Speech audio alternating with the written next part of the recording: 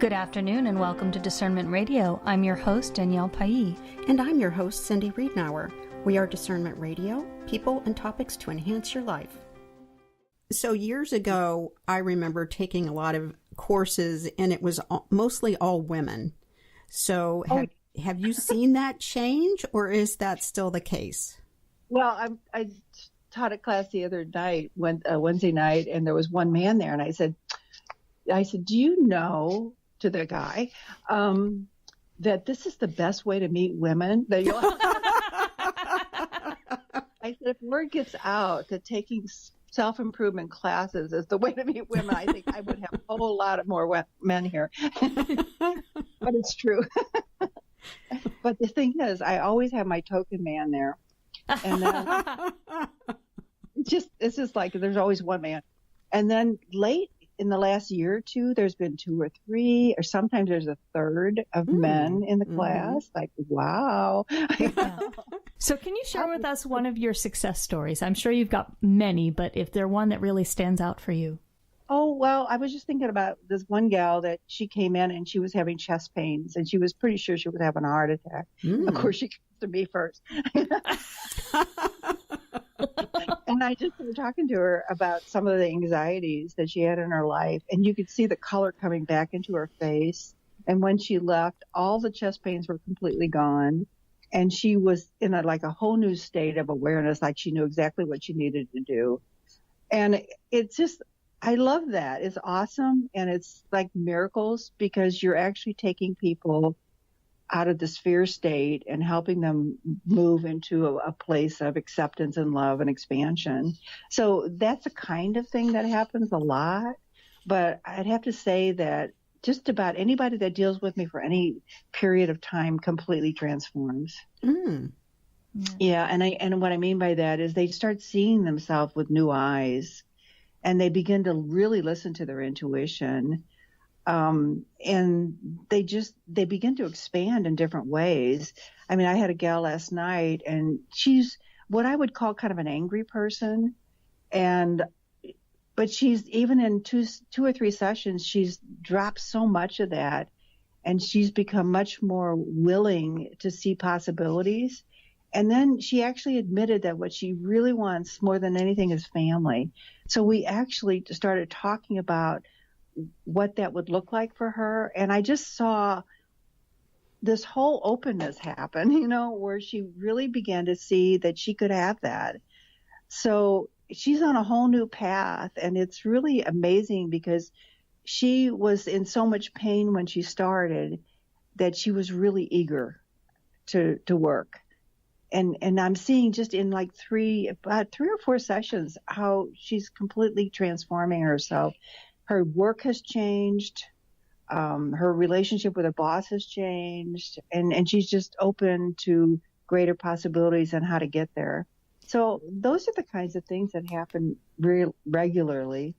Do you find, because people say who have depression, if they think a certain way and are depressed for long enough, there's an actual chemical imbalance that occurs in their brain. So to reverse it, if they start changing their thinking, does it change their physiology? Absolutely. And I think there's scientific evidence of that, that our thoughts completely control the body. The Course in Miracles says the body is a vehicle of communication, which says in not just talking to people, but the body is communicating constantly where we are in our attitudes, in our beliefs, in our consciousness. So when things are going on in the body, if you really want to heal them, you have to go to the mind and find out what it is that started the whole process. I mean, diabetes is a pretty easy one.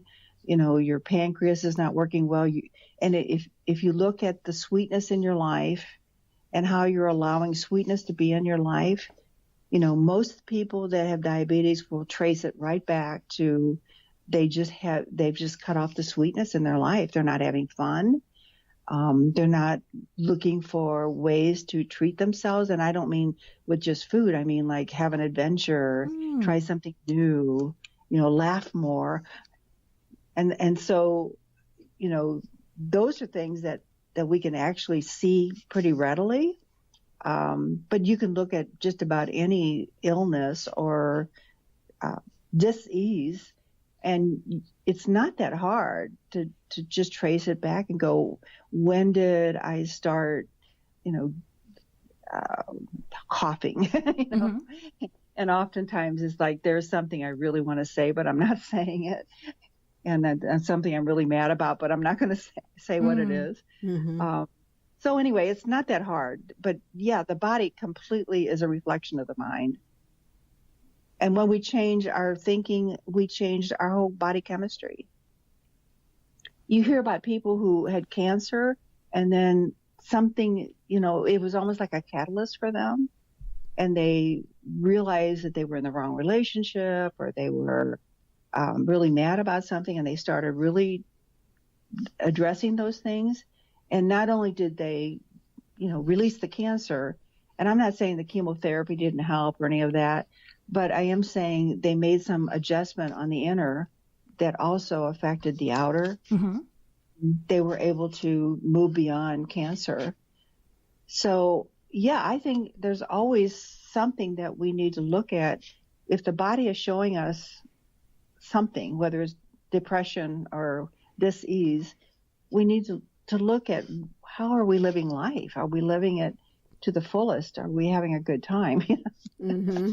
Right. And so you're not even saying, get the medical attention. If you need surgery for something, it needs to be done, but complement it with the internal work and the growth work. I think there's a point that you don't have to have the medical attention, but I think most of us are not walking on water yet. And if you need to take an aspirin, take an aspirin, Yeah. And maybe we'll get to that point where we don't need to do that, I think Cindy's pretty close to that point. I need a few more years. So can you tell us how people should use these principles in their everyday life, and maybe even give us an example of what people go through, like in traffic jams and things like that, as to how to use them? That's a perfect example, actually. So everybody has traffic jams, or they have somebody cutting them off in traffic. And at that moment, you have a choice. You can be mad and, irate and shake your fist, or you can decide that I have no idea what that person's going through that just cut me off.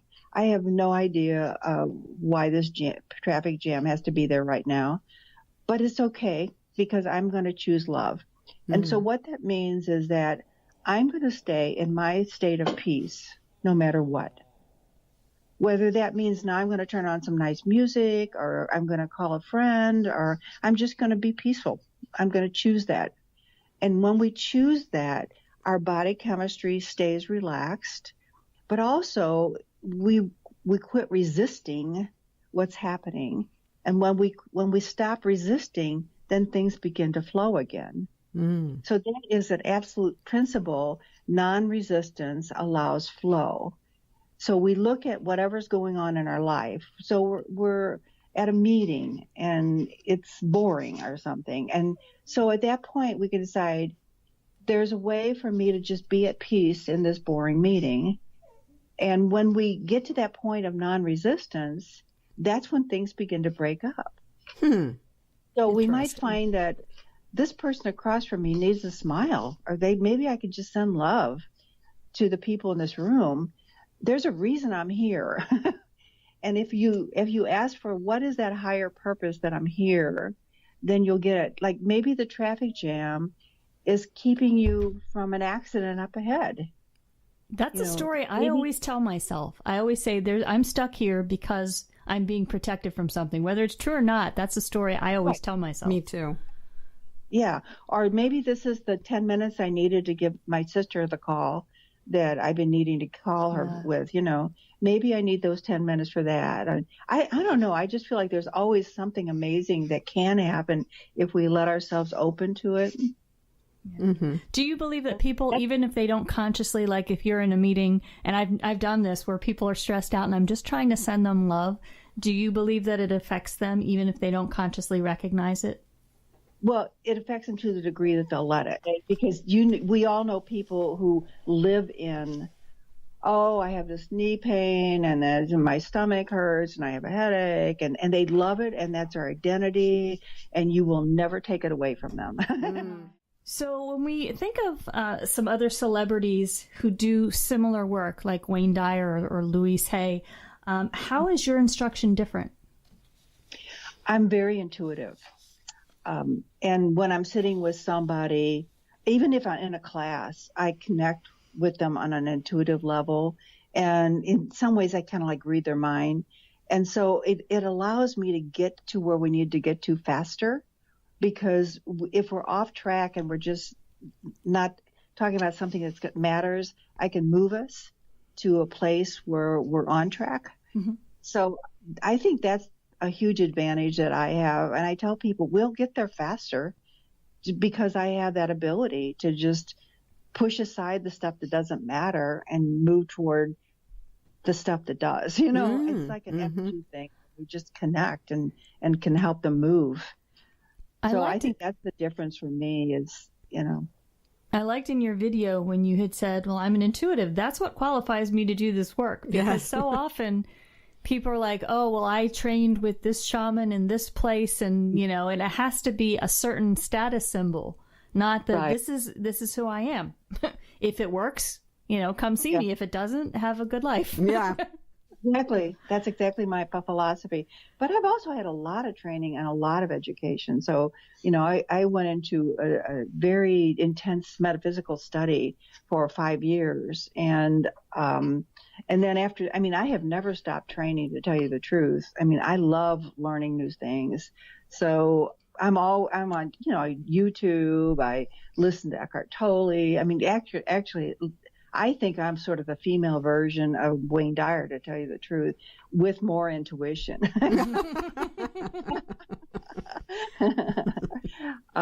Yeah, I mean, we're all speaking the same language, but, you know, maybe they're going to say it in a different way that I can take it to my audience, you know. Mm-hmm. But, yeah, I think the ego is actually kind of boring, to tell you the truth. The whole thing about, you know, I have to impress people, I think that's really boring. I mean, I don't have to impress anybody. Mm-hmm. I mean, either they get it or they don't, you know. And I think that's how Jesus and Buddha were. They just walked the walk and spoke their truth, and people got it or they didn't. And, you know, maybe you were part of their tribe or maybe you weren't. And I just feel like there's an ease to that. Mm-hmm. So I don't concern myself with, you know, fame. The only purpose fame has, I think, is to get the word out more. Mm-hmm. Mm-hmm. And that would be nice. But if it doesn't happen, it doesn't happen. And if it happens, it happens. And I'm just not attached to any of it. And I think that might be the difference, because I don't need it for my own ego. Mm-hmm. And I think the biggest reason is because all of this I went into for my own discovery. I didn't go into it so that I could make a great living or I could impress anybody. I went into it because I wanted to understand. But I really like sharing. And so, I mean, that's a big deal for me. I like to share. If I know something, I want to share it. And there's a law that goes with that.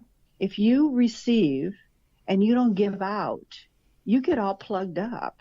Ooh. And I like that. Yeah. Yeah. And I tell this, I have a client who has a heck of a time receiving. And I go, but you know what? If you don't receive, and I mean even from a physical level, you have to receive so you can give out. Mm-hmm. And if you don't receive the goodness, the kindness, the money, the appreciation, whatever, if you don't receive it, how are you going to give out to the next person? So there's a cycle where we have to receive and we have to give. And if we don't, we're stuck. And how many people do you know go, I'm really stuck on this. I'm just stuck. I don't know what to do next. I'm stuck. Mm-hmm. And I go then ask, what is the next step for me? Give me some idea of what comes next, and then do what's in front of you. Whether it's write the letter, pay the bill, make the phone call, you know, do that. Because once you do that, the next thing will come to you. You know? I love that. So it's a flow. It's a constant flow. Because I think some people tend to live to extreme. You find people who are so self-serving that they become victims and have no joy because they're always giving. And then you have people who are so self-absorbed and I must have that they're not giving. Yeah. So it's interesting that it can't be one extreme or the other. Yeah, I just about that. But I called it fear, how to get over fear of confrontation, because it really is about confronting themselves. But yeah, I agree with you. I mean, and that's why it's so important to understand universal law, because even if you think that you're schmuck, you begin to understand that this is all, it's all working the way you've established it. And when you begin to change even a little, you begin to see the changes externally and internally. I mean, you become more peaceful, or, what was anxious, provoking is not so much, or, I mean, it happens so gradually, but, like people will come back in 2 weeks and they'll go, and I'm so much different. And I think it's because they've applied just a few things. They applied a few things, that help.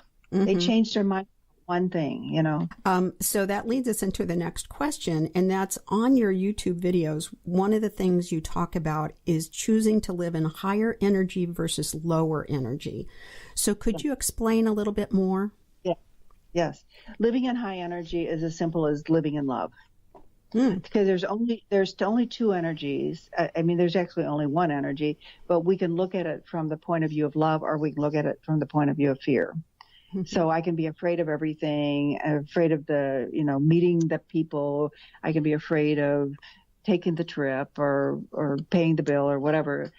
Or I can choose to look at it from love. And love would be, it's an adventure. It's an opportunity. I get to do it. And so even changing like, I have to pay the bills to I get to pay the bills is a huge shift. And one is coming from fear. I have to, because now I will have less if I pay the bills. Or I get to, which means I get to acknowledge the electric company for giving me electricity, and I get to acknowledge the phone company for giving me my phone. And because I'm coming at it from a place of joy and appreciation, that opens up for more to come into me. And so love is a higher energy. And anytime we're in appreciation and gratitude, we open up for more. So that could be more love, more friendship, more money, more, acknowledgement, anything. Can that apply to people that we don't like very much? Can you look at a person that you don't like and say, I'm going to look for the good and send love to that person? Absolutely. Because if there's a reason you don't like them, and you want to maybe ask yourself, what is in them that is in me?